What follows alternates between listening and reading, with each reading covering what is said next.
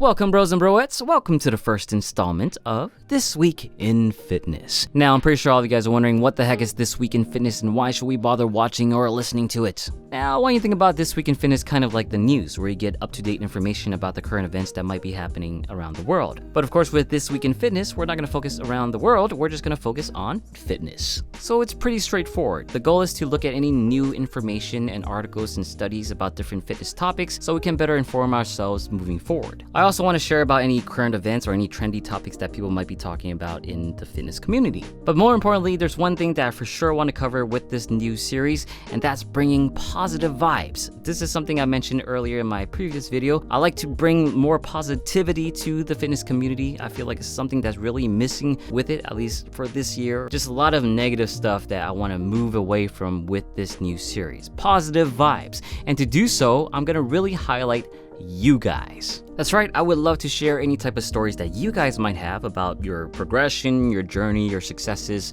your trials and tribulations, anything that you would like to share within this new series. Now, please, if you do have a story and do want to share it, come join me in Discord and share it with me, share it with the community, and you feel like it's something worth sharing to the world, we'll definitely try to do that. But yeah, that's the gist of this new series, This Week in Fitness. I hope that we do achieve what we want to out of this series. Maybe we'll tweak it down the line, but for sure, I do want to bring one, more positive vibes, and two, make sure we stay up to date about all these health and fitness topics by looking at any new studies and articles. So pretty cool, right? I think so. And one more thing I do want to mention about this series, if you guys haven't really picked up on it yet, is that I don't want to really follow a script anymore, at least for this series. Now, in my other videos, I did follow a script pretty much word for word. I hardly ever deviated from the script because, if I try to deviate a little bit, it's going to really mess up the flow of the script and it's just going to sound weird, kind of like this video. But yeah, the goal here is to be a little bit more natural, less monotonous, and just kind of speak more personally to you guys,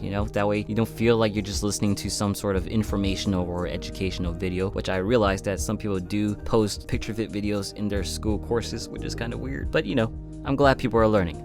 Now, since I did spend a good amount of time just explaining what This Week in Fitness is going to be about, I am going to keep this one short as far as the content goes and the topics that is going to be covered. First, I do want to talk about how I'm going to approach covering these new studies and articles. If you guys have been following me for a while now, there's probably one source that you guys noticed that I cited pretty often within my research, and that's through the website known as examine.com. Now, the reason why I'm bringing this up is that examine.com just recently came out with a new subscription service that provides the exact information that we're gonna need for this type of video. And the service is called Examine Personalized. Examine Personalized is pretty much the perfect platform for any fitness enthusiast, professional, or even researcher if they wanted to stay on top of the current research literature without having to do so many of the dirty work of searching and filtering all the studies. Now, the cool thing about Examine Personalized is that you can choose the categories that you personally are interested in. So that can be fat loss, that could be muscle building, that can be maybe things related to diabetes. You can pretty much set it to every interest that you might have in health and fitness. It will filter everything else out and you can just look at the data that is interesting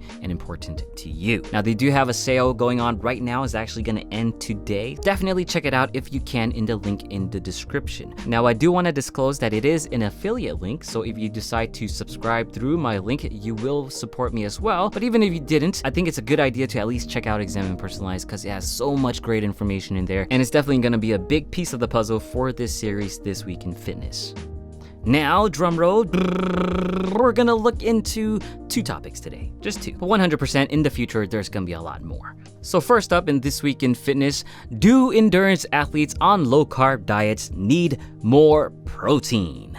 Traditionally, endurance athletes eat a high-carb diet for the energy it provides. It fuels their exercises, their training, and their performance during their competitions. But with the advent of the low-carb diet, it has been suggested that because of the low carbs in the diet, it can help boost aerobic adaptation during training. However, this might actually have a negative effect of protein oxidation. To test this, 8 male endurance athletes were put in a randomized crossover study comparing low and high-carb meals. And the results show that amino acid protein oxidation was indeed higher in the low-carb group compared to the high-carb, suggesting that endurance athletes might need more protein to compensate for the lack of carbohydrates energy and the potential protein-sparing effects of carbs. Suffice to say, endurance athletes, get your protein.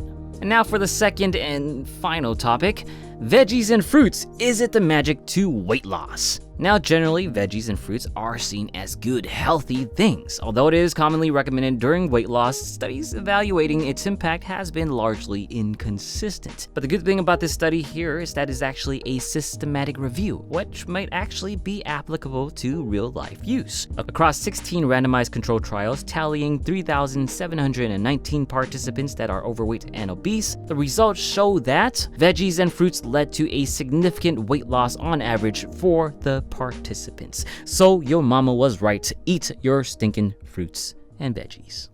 And that's it. Sorry, I couldn't really cover anything else because this video is running a little bit longer than I'm used to. So it's definitely a work in progress. In the future, I am going to cover more topics as well as cover those positive vibes that I was talking about. But I hope you guys did enjoy this first installment. I know it was a little bit shaky without the script and all that stuff, but I promise it will definitely get better down the line. Stick with me here. I really do see the potential in this series. Thank you for even making it this far into the video. I really appreciate it. Now, I do want to mention one more time, Examine Personalized, a really cool subscription service. If you are a health and fitness enthusiast, professional, researcher, or just really want to be on top of your health and fitness topics, then Examine Personalized is perfect for you. Definitely check it out. Get on top of that if you can.